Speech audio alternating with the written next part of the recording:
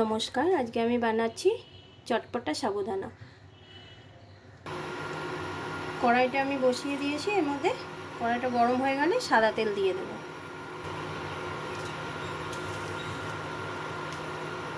কড়াটা গরম হয়ে গেছে, এর মধ্যে আমি সাদা তেল দিয়ে দেবো। এটা সাদা তেল দিয়ে বানাবো।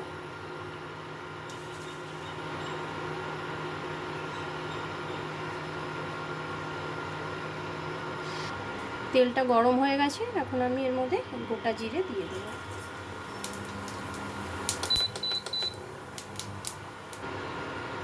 এই তেলের মধ্যে এখন আমি বেশ খানিকটা কারি পাতা দিয়ে দেবো।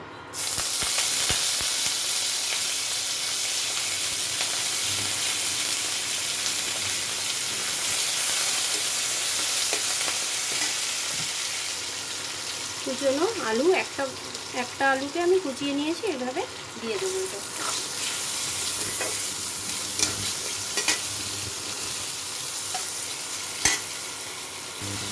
এর মধ্যে আমি একটা কুচনো পেঁয়াজ আর লঙ্কাটা দিয়ে দেবো।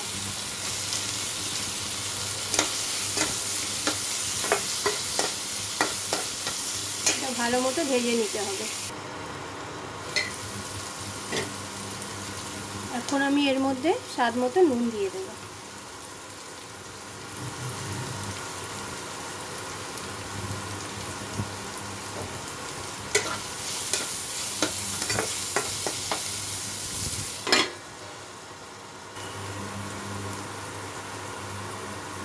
এখন আমি এর মধ্যে সামান্য হলুদ দিয়ে দেবো।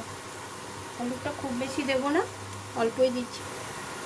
আমার সবজিগুলো ভাজা হয়ে গেছে, এবার আমি এর মধ্যে ভিজিয়ে রাখা সাবুদানাটা, ভিজিয়ে রেখেছিলাম, জল ঝরে নিয়েছি, এবার সাবুদানাটা দিয়ে দেবো।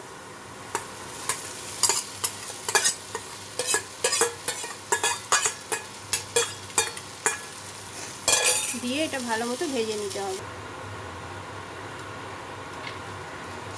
এখন আমি এর মধ্যে সামান্য একটু চিনি দিয়ে দেবো।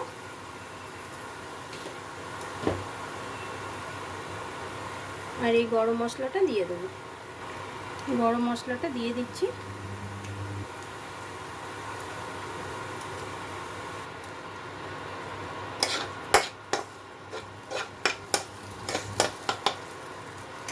এর মধ্যে এই বাদামটা আমি দিয়ে দেবো, শুকনো খোলায় ভেজে রেখেছিলাম, এই বাদামটা এর মধ্যে দিয়ে দেবো।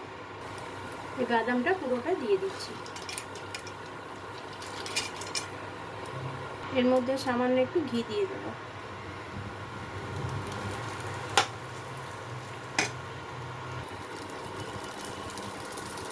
এটা আমার কমপ্লিট হয়ে গেছে।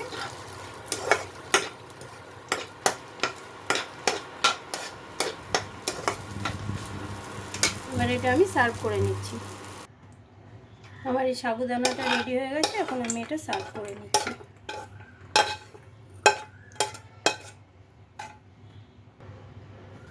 এই যে আমার চটপটা সাবুদানা রেডি। এটা সকালের টিফিন বা বিকালের টিফিন হিসাবে খেতে ভালোই লাগে। যদি ভালো লাগে তো একটা লাইক করে দেবেন।